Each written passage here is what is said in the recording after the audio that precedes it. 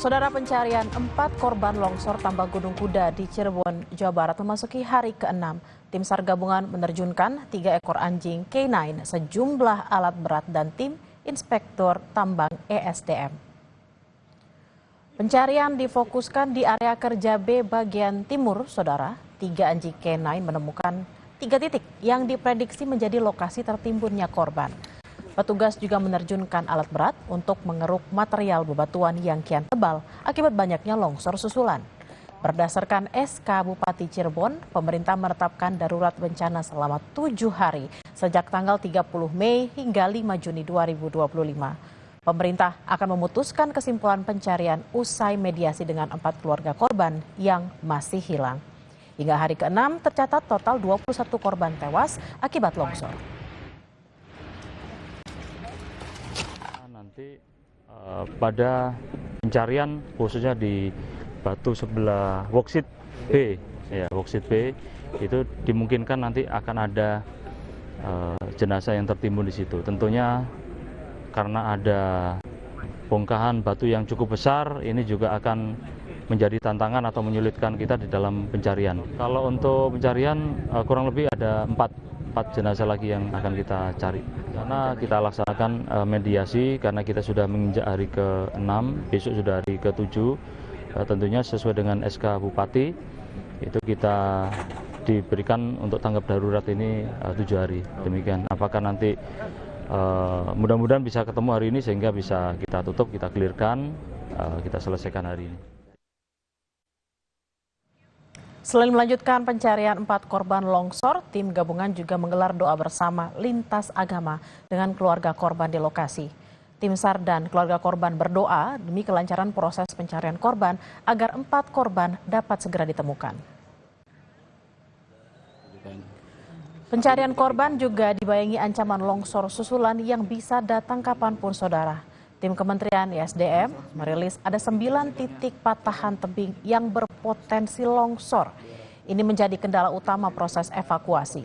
Bahkan selama proses pencarian, beberapa kali terjadi longsor sehingga petugas harus ditarik mundur sementara. Tebalnya material juga menjadi kendala petugas saat hendak mengevakuasi korban. Ada kurang lebih 9 bidang patahan. Itu sebenarnya warning ya buat kita ya, buat tim SAR gabungan. Jadi mereka juga terus memantau pergerakannya, jangan sampai kita asik bekerja di bawah tapi tidak memperhatikan garis patahan itu. Informasinya dari teman-teman SDM kalau bertemu kemudian kurang kuat dan kemudian itu bisa lepas ya, kapan aja bisa lepas. Cuman kan kita tetap memantau bidang patahan itu. Ditemui di Purwakarta, saudara, Menteri Lingkungan Hidup Hanif Faisal Nurrofiq menegaskan akan menyelidiki kasus longsor tambang Gunung Kuda Cirebon, Jawa Barat. Selain itu, Kementerian Lingkungan Hidup juga akan menyelidiki tambang-tambang lain, khususnya di Pulau Jawa, yang ilegal atau berpotensi membahayakan. Bahkan akan mencabut izin atau menutup tambang yang beresiko tinggi.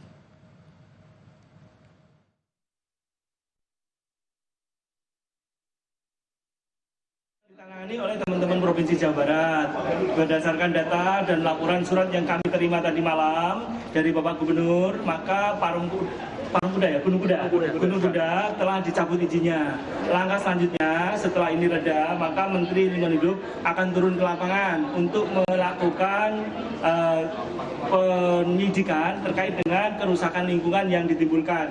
Kalau sudah menyebabkan sampai meninggalkan korban jiwa, ini merupakan kerusakan lingkungan berat dan kepada yang bersangkutan harus bertanggung jawab. Sekali lagi, tidak ada yang bisa lepas hukum di negara kita ini. Seluruh pihak akan kami mintai keterangan, mulai dari pemberi izin, mulai yang mempunyai kawasan, yang mempunyai gunungnya, yang mengujakan batunya. Ini semuanya akan kami mintai keterangan untuk dimintai tanggung jawab masing-masing di bidangnya masing-masing terkait dengan kondisi Cirebon. Kita bergabung dengan jurnalis Kompas TV Muhammad Syahri Rondon di lokasi longsor tambang Gunung Kuda di Kabupaten Cirebon, Jawa Barat. Selamat siang Syahri, bagaimana perkembangan proses pencarian korban hingga siang hari ini dan apa strategi tim SAR soal kendala bebatuan besar di lokasi dan juga ada tumpukan-tumpukan akibat longsor susulan?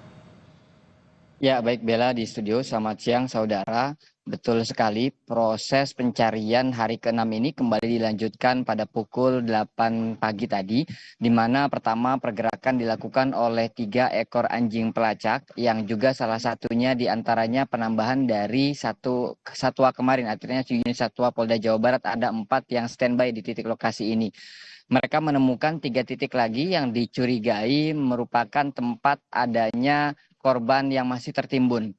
Kemudian tim alat berat bergerak ke titik lokasi tersebut untuk melakukan pencarian dan pengerukan material bahan longsor. Namun memang ada sedikit beda, Bella. Kalau kemarin kami lihat ada 3 alat ekskavator yang diterjunkan sejak pagi. Namun pada hari ini rupanya yang difokuskan itu adalah alat loader. Artinya kendaraan besar yang berusaha untuk menggeser beban material bebatuan dari titik yang dekat dengan yang dicium oleh anjing pelacak tersebut untuk dibawa ke bagian bawah. Tentu ini merupakan cara yang paling efektif untuk memudahkan apabila nanti setelah selesai waktu istirahat sudah cukup mudah untuk dikeruk lagi menggunakan alat berat, maka alat berat yang akan digunakan dan difungsikan.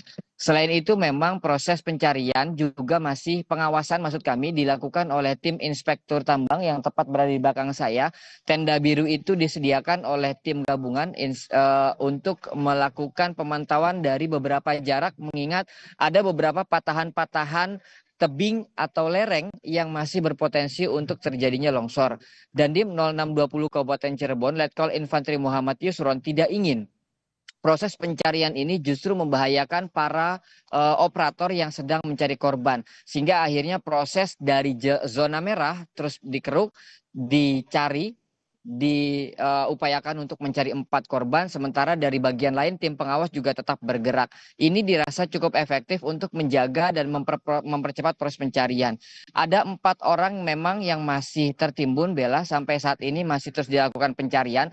Keempatnya adalah Muniah, kemudian Tono, kemudian Nurrahman, dan yang terakhir adalah Dedi. Keempat orang ini adalah warga Kabupaten Cirebon. Dan hari ini pagi tadi seluruh keluarga korban dihadirkan dalam agenda doa bersama lintas agama dan juga keluarga korban, di mana setelah melakukan doa bersama tersebut ada mediasi yang dilakukan oleh pemerintah daerah Kabupaten Cirebon bersama tim gabungan dengan 4 keluarga korban.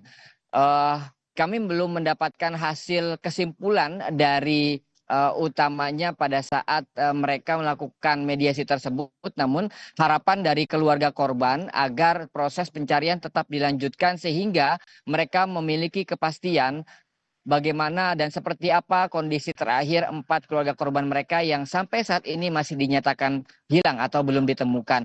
Tentu kami masih menunggu proses rapat dari tim gabungan baik dari Dandim, Kapolresta, pemerintah Kabupaten Cirebon, ada Bupati, ada Wakil Bupati, dan beberapa pihak lainnya untuk memutuskan win-win solution-nya terhadap masalah ini. Artinya proses pencarian yang sampai saat ini belum juga ditemukan. Mengingat hari ini, Bella, merupakan hari ke-6 dari tanggap darurat yang telah ditetapkan Bupati tertanggal 30 Mei 2025 pada hari pertama terjadinya longsor hingga tanggal 5 atau besok yang ditetapkan sebagai hari ke-7 atau hari akhir dari pencarian ke longsor musibah Gunung Kuda di Kabupaten Cirebon ini. Selain itu juga proses upaya pidana juga masih terus dilakukan oleh Polresta Cirebon dengan memanggil dan memeriksa beberapa pihak. Kalau kemarin fokusnya kepada orang-orang yang terlibat di penambangan, saat ini mulai meluas dan dikembangkan ke beberapa soal perizinan dan juga pengawasan. Sehingga akhirnya beberapa pihak dari dinas juga dimintai keterangannya untuk memastikan bagaimana proses izin yang mereka tempuh selama melakukan penambangan di titik ini. Bella. Baik, terima kasih atas laporan Anda. Kita akan tunggu apa saja hasil mediasi hari ini. Apakah termasuk juga tetap menunggu, tetap mencari 4 korban yang masih hilang hingga saat ini meskipun waktu tanggap bencananya sudah berakhir. Terima kasih atas laporan Anda, Muhammad Syahri Romdon langsung dari Cirebon, Jawa Barat. Selamat bertugas kembali dan harap berhati-hati.